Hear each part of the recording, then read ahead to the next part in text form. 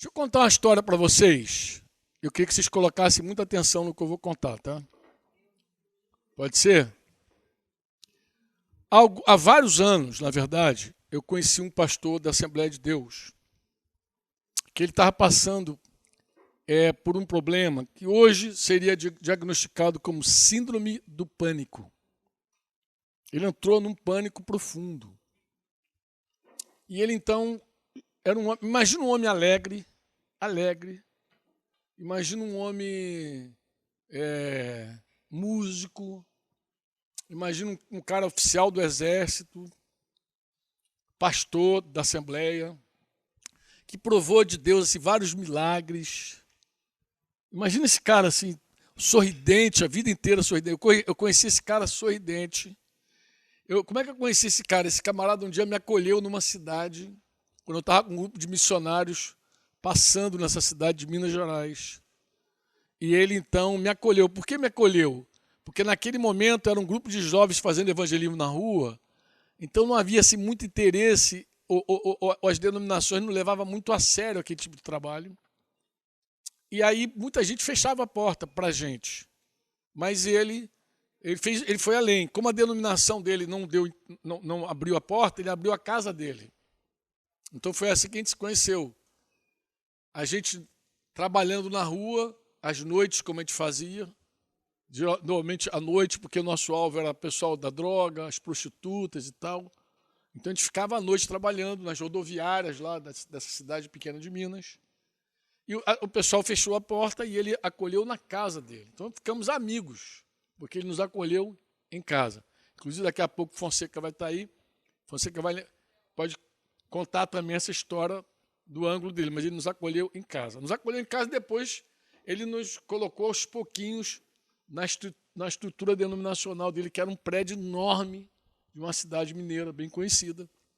E esse camarada um dia foi transferido para o Rio de Janeiro, ele era oficial do Exército, foi transferido. E um belo dia eu estou no quartel, recebo um telefonema da esposa desse oficial, pastor, me pedindo uma referência de um psicólogo que fosse cristão. E eu, naqueles dias, eu tinha tido um sonho. Esse sonho marcou assim a minha vida. Eu vi um camarada com o uniforme do exército, oficial, não vi o rosto, e vi um demônio do lado dele, uma Exu Caveira, atormentando a vida dele. E aquele sonho me marcou, falei, que sonho estranho. E o cara chorava e falava comigo chorando.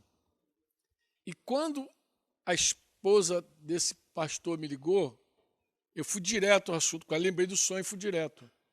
Aí contei para ela meu sonho. Nem entrei em detalhe, falou, vou te contar um sonho. E você disse, tem alguma coisa a ver com o que você está me solicitando ou não. E aí contei o sonho para ela, e ela então falou assim, olha, aí falou do esposo dela, fulano, ele está com esse quadro assim, chora o dia inteiro, chora a noite inteira, ele não para de chorar, só chora. Eu imagino um cara daquele que só ria, agora só chora, angustiado por tudo, chora por tudo, chora por tudo. E eu não sei mais o que fazer. Então, o que eu fiz? Eu fiz a mesma coisa que ele fez comigo na cidade dele. Eu abri a minha vida, a minha casa, meu tempo, trouxe ele para meu contexto. Eu falei, poxa, eu além de ter a obrigação de fazer, eu tenho uma dívida com esse irmão. Ela tem dívida. Puxei ele veio de bom grado. Por quê? Porque a Assembleia de Deus, nesse momento, deixou ele meio na reserva. E o Exército também deu uma licença para ele se cuidar. Então ele estava full time, livre. E eu estava ainda militar, eu estava ainda na FAB, mas eu comecei a viajar com ele. O tempo que eu tinha, eu puxava ele. Vamos para casa, vamos sair. Ele ia junto, de bom grado. Nós viajávamos aí nas cidades pequenas. Bem, e à medida que o tempo ia passando, ele só ia chorando, chorando, chorando. E tudo que eu falava, tudo que eu ministrava, tudo que eu orava, parece que não surtia nenhum efeito. Muito pelo contrário. Parece que com o passar do tempo, esse amado só piorava. Então você imagina que você crê que Deus quer usar a tua vida para uma outra pessoa, e você se entrega àquela outra pessoa, né? Se dedica, mas a coisa só piora. E a coisa só piora, piora. E eu já não sabia mais o que fazer. E eu já estava já ficando angustiado também.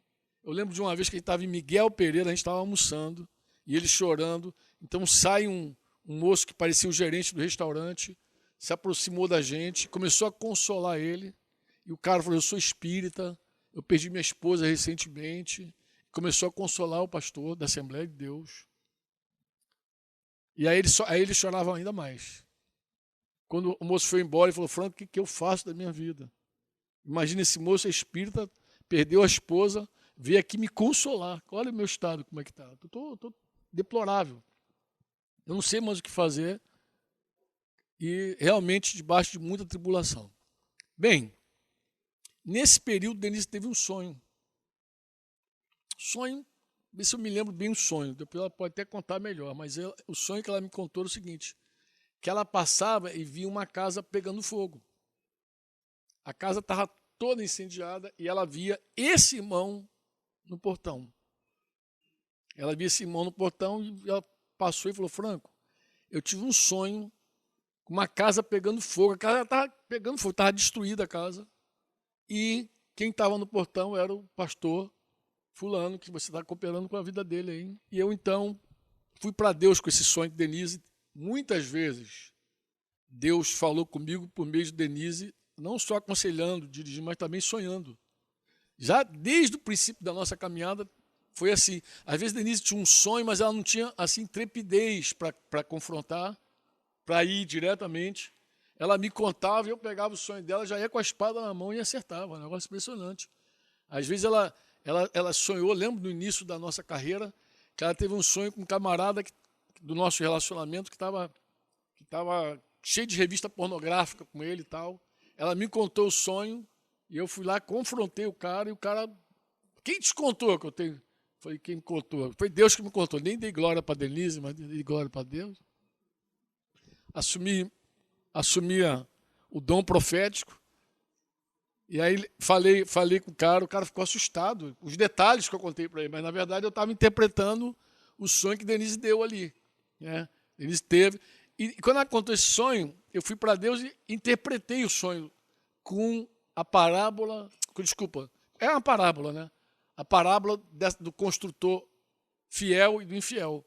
É esse texto de Mateus, eu interpretei, eu entendi que Deus estava falando que essa era a condição desse meu amigo. O dia mal chegou na vida dele e a casa dele caiu, ruiu. E ele estava em profunda depressão por causa daquilo. Então, eu lembro que era um sábado de agosto. Não me recordo de que ano. Talvez 90, 89, 90, por aí. Deve ter sido nesse tempo. E aí ele passou na reunião que a gente fazia lá em Camará, no galpão de Camará, que eu acho que ninguém aqui lembra, ninguém sabe o que é isso. Mas era um galpão que a gente tinha em Camará, quando a gente juntava com Marcão, Modesto, nossa unidade estava começando. E aí, o cearense lembra, o cearense era desse tempo, a Luísa era desse tempo, apareceu ali, eu lembrei. E aí, esse pastor chegou num sábado na reunião da igreja, e eu então puxei ele num cantinho e fiz assim uma dinâmica com ele. Eu falei, eu gostaria que tu abrisse tua Bíblia no capítulo 5 de Mateus. Aí ele abriu no capítulo 5, pois não. Eu falei, agora eu quero que você junte as páginas desse ensino de Jesus, que é chamado Sermão do Monte. Solte as páginas, coloca o dedo e leia. Então ele fechou o olho, soltou as páginas, botou o dedão e leu um texto. Não me recordo agora qual era o texto, mas era um mandamento. E eu perguntei ele assim, você pratica isso? Ele, sinceramente, eu acho que até alguma coisa com relação a amizade, inimigo, orar pelos inimigos. Sinceramente, não. Falei, então vamos fazer de novo. Aí fiz a segunda vez com ele. Fecha o olhinho, solta, põe o dedinho. Leia. Ele leu. Pratica. Aí ele, Franco, eu tenho que ser franco contigo. Não, não faço isso. Estou perto disso, mas isso também já é demais. Você está falando é demais. Eu falei, tá bom. Terceira vez, a mesma coisa. E as 3 vezes ele falou não, não e não. Mas era um cara que orou para um cara da cadeira de roda e levantou. Ah, foi muito interessante. Porque acho que um dos textos que ele leu, voltando aqui um pouquinho em Mateus 7 mesmo, no versículo 21, você vai ver Jesus dizendo que nem todo que me diz Senhor, Senhor entrará no reino dos céus, lembra? Mas aquele que faz a vontade do meu Pai que está no céu.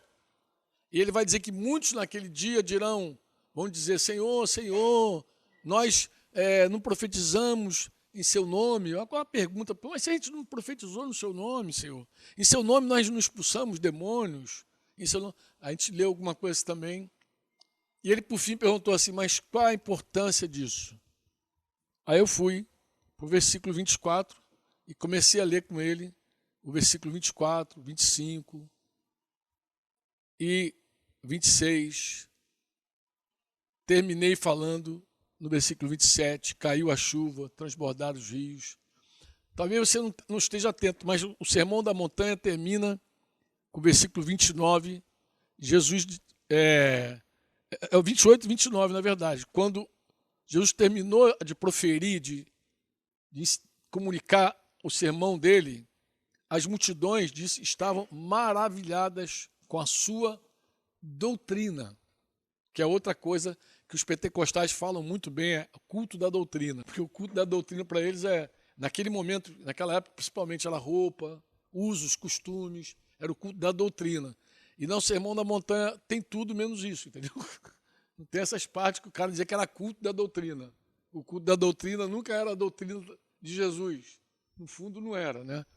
E aí ele terminou de ler, eu li, falei, olha, o que não pratica é um imprudente, que a casa, quando vem o dia ruim, cai. Gente, ele chorou absurdamente. Ele era um cara dentista também, dentre as muitas coisas que ele fazia, e ele me confessou que já tinha beijado a boca de uma paciente, aí começou a abrir a miséria dele, contando as façanhas dele e outras coisas mais que ele aprontou. E oramos, declarei perdão sobre a vida dele. Eu não tinha muita luz sobre esse assunto. Eu não considero que tenha toda a luz, mas eu tenho mais luz hoje do que eu tinha naquela época sobre esse tema de confessar, restaurar. Mas o que eu tinha de luz naquele momento, eu andei. Orei com ele, declarei perdão sobre ele e tal. Pá. Mas em suma, irmãos, ele chorou, mas chorou. E saiu chorando, nem ficou para a reunião, foi embora para casa.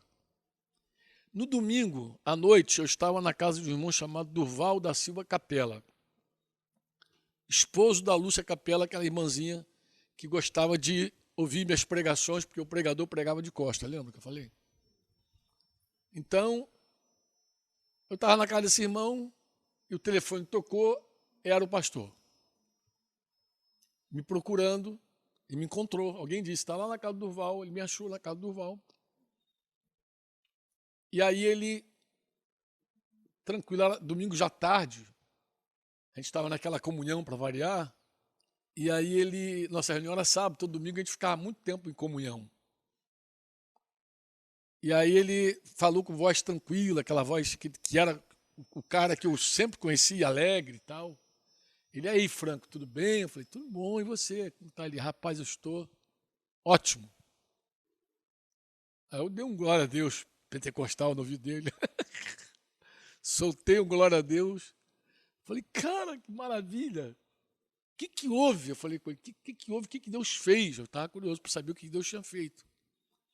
E ele então falou assim, Franco, quando você terminou de falar comigo sobre o Sermão do Monte, a importância de praticar aquelas palavras de Jesus que eu não praticava, que eu nem considerava, eu chorei muito. Olha, Franco, eu fui para casa e chorei, mas era um choro diferente. Eu percebi que não era aquele choro da depressão, da angústia, era outro choro. Chorei até de madrugada. Chorei, e por fim parei de chorar. parei de chorar e me senti um alívio, um refrigério muito grande. Eu dormi um pouco, acordei tão animado que eu falei para minha esposa, para meus filhos, vamos ao culto. Domingão, catedral, não vou falar nem que é prédio, era uma catedral mesmo ali, que algumas milhares de pessoas se reuniam. E ele já não ia mais para o púlpito, ele já sentava lá no meio da galera, mas o presidente estava lá. E quando o presidente passou aqui, o viu, sentadinho, falou, viu que ele estava bem, sorridente, como ele sempre. O que o presidente fez? Ele contando. Chamou ele para o púlpito. Vamos lá para o púlpito. Aí ele foi, todo engravatadinho, bonitinho, subiu, foi lá para o púlpito, sentou lá naqueles cadeirões lá. E começa a reunião, tal, pá, culto rolando. E, de repente, o presidente olha para ele e fala assim, olha, eu gostaria que você falasse hoje. Ele falou, Franco, você não imagina o que eu fiz. Eu imaginei, mas eu nem quis pensar. Eu falei, eu não acredito. Ele falou, você não vai acreditar o que eu fiz. Ele falou, foi a pregação mais curta minha e a mais contundente e que produziu um impacto. Tem gente até agora impactada. Eu falei, cara, chegou daquele tremor no coração assim. Ele falou, o que eu fiz, Franco? Eu peguei a Bíblia, fiz exatamente o que você fez comigo. Falei, gente, abre aí Mateus capítulo 5, junta aí 5, 6, 7, bota o dedinho, leia, você pratica. Eu dei até mais oportunidade que você, Franco. Dei mais uma chance para a galera.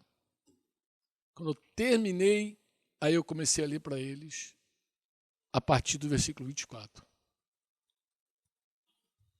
Franco, começou uma choradeira.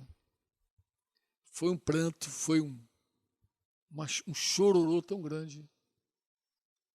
Ele disse que não conseguiu sair cedo do prédio. Que as pessoas queriam falar com ele, que precisava falar com o pastor. Foi um pranto. Ele disse que não fez mais nada, ele só fez isso. Ele falou, foi a pregação mais curta que eu ministrei. E, bom, esse camarada até começou depois um movimento nessa denominação muito interessante com relação à música. Lembra que eu falei que ele era músico? Então, às segundas-feiras, tinha um culto lá, nessa catedral, que ia cantores de vários lugares, músicos de vários cantos, e era um desfile de gente cantando, gente ministrando. Aquele desfile, cada um canta, aquela coisa. Então, ele acabou com aquilo nessa reunião de segunda-feira. E de vez em quando alguém chegava lá querendo cantar. E ele falou, mas canta. Não, eu quero cantar. Ué, canta. Não, mas pastor, eu quero cantar lá no microfone. Canta de onde você está. Canta daí mesmo. Deus ouve tua voz. Você pode cantar. Você quer louvar o Senhor? Louva onde você está. E começou a reordenar aquela estrutura que ele viveu. Essa experiência marcou profundamente a minha vida. Por quê? Porque eu vi o estágio daquele homem, cada estágio dele, vi como a vida daquele homem caiu no buraco, no abismo profundo, e como Deus o resgatou dali, como Deus o tirou dali. E para mim virou um marco. Um marco. Eu comecei a olhar para o Sermão do Monte com mais temor ainda. Me encheu de temor aquela experiência. Por quê? Porque eu passei, irmãos, não foram dias, foram meses com esse homem. Meses. E só vi o quadro piorando. Num único dia, numa única madrugada, Jesus meteu a mão e arrancou ele do buraco. Eu acredito que se deu quando ele se quebrantou profundamente e reconheceu diante de Deus que ele era um teórico. Era um crente que Deus usava. Mas ser usado por Deus não significa que você vive uma vida que agrada a Deus. Né? Que é outra escola antiga também nossa, evangélica. O que eu estou dizendo, Franco? O que você está dizendo, Franco? Eu estou dizendo o seguinte, existe uma escola evangélica que por muitos anos pregou o seguinte, esse é o homem que Deus usa. Esse é o homem que Deus usa. E colocava o homem que Deus usa numa condição top. Esse é o homem, tu deve lembrar disso, né, Edi? Esse é o homem que Deus usa. Então parece que Deus só usava gente muito boa. Então, o que a igreja começou a fazer? Ela olhava para as pessoas que Deus usava e dizia, esse homem é muito espiritual. Se Deus usou com um dom de profecia, se o cara falou em línguas, interpretou, se o cara prega com eloquência, se o cara canta com uma unção poderosa que as pessoas tremem e choram, se essa pessoa era usada por Deus, logo era alguém que agradava a Deus. Muito embora, quando Jesus fala sobre ele mesmo, João 8, versículo 29, ele vai dizer assim, aquele que me enviou está comigo. Não me deixou só, não tem me deixado só, diz uma versão, porque eu faço sempre o que lhe agrada. Jesus não se apresenta como alguém que Deus usava. Ele fala dele como alguém que agradava o Pai. E está correto a gente alinhar essa frase de Jesus, é correto com a própria frase do Pai com relação a Jesus. Este é meu filho amado, nele a minha alma tem prazer, alegria, me comprazo nele. Você lembra disso? No dia do batismo de Jesus? E o que é interessante? Jesus estava se batizando, o ministério de Jesus não havia ainda começado. Logo, Jesus não tinha feito milagres ainda, Jesus não tinha feito nada ainda. Jesus não tinha sido grandemente usado pelo Pai ainda. Mas o Pai já se agradava dele. Ou seja, agradar a Deus é transcendental, é muito mais além do que ser usado por ele. Porque depois a gente descobre que Deus usa pessoas até que ele não se agrada. Usou Balaão no pecado. Usou Saul para profetizar. Um homem que desagradou e foi reprovado pelo Senhor. O próprio Salomão, que terminou seus dias em plena idolatria, deixa até um monte de crente em dúvida sobre Salomão. E Salomão, será que Salomão está lá? Não tá lá? Salomão não aparece na lista dos heróis da fé de Hebreus 11. Jefté está lá, Salomão não. Você fica, meu Deus, cadê Salomão? Cadê? Não está ali, né? Salomão desagradou a Deus de um jeito que Deus rasgou o reino de Israel por causa dele. Rasgou. 10 tribos para lá, 2 para cá. Vocês lembram lá da história de Jeroboão e as tragédias que vieram seguindo o reinado de Salomão. E Deus falou com o próprio Salomão que só iria preservar por causa de Davi, não por causa dele, por causa de Davi. Então, mas Deus usou esse homem. Alguém duvida que Deus usou esse homem? Então, assim, o fato de você ser usado por Deus não significa que Deus se agrada da tua vida. Isso, inclusive, deveria ser para nós uma grande advertência em tempos de YouTube, de milhões de seguidores, de gente eloquente, de gente carismática. Deveria ser um alerta para a gente, porque a gente não conhece a árvore. Voltamos para o Sermão da Montanha, que é outro texto que as pessoas usam. Não conhece a árvore sem ver o fruto. Árvore você não conhece sem ver fruto. Como é que se conhece a árvore? Pelo fruto. Então, no YouTube você não conhece ninguém, porque você não sabe o fruto de ninguém lá. Porque o cara tem bilhões de seguidores, você consegue ver o fruto. Não vê fruto. O YouTube produz impacto, não produz influência. Você não influencia de longe ninguém, tu influencia de perto. Entendeu? Entre influenciar e impactar são coisas distintas. Então, você pode ser um homem grandemente usado, uma mulher grandemente usada por Deus e ainda assim não agradar a Deus. Agora, o Sermão da Montanha é uma certeza de que você agrada o Senhor. É uma certeza, porque que você está guardando os mandamentos dele e vivendo. Ele mesmo vai dizer isso. Aquele que tem os meus mandamentos e os guarda, esse é o que me ama. Então, por mais que a gente cante e diga que ame a Deus, Deus não se convence dessa cantoria se de verdade, de fato, não estivermos guardando seus mandamentos. Para Jesus, amar a Deus não é declaração verbal. Para ele, amar a Deus é guardar seus mandamentos. Guardar, leia-se, praticar. Guardar, leia-se, praticar. Quando você estiver lendo Guardar, ler, se praticar. Ninguém guarda as palavras do Senhor sem praticar. Não é memorizar, não é isso que Jesus está falando. Inclusive, já existem algumas versões que estão melhorando a tradução, né? Ao invés de dizer, ensinando a guardar todas as coisas que eu vos ensino, lá de Mateus 28, ele vai dizer, ensinando a praticar, a obedecer todas as coisas que eu vos tenho ensinado, ordenado. Então, assim, simples, objetivo que eu estou te falando, mas eu gostaria que você guardasse isso para a vida. Amém? Beijo, beijo.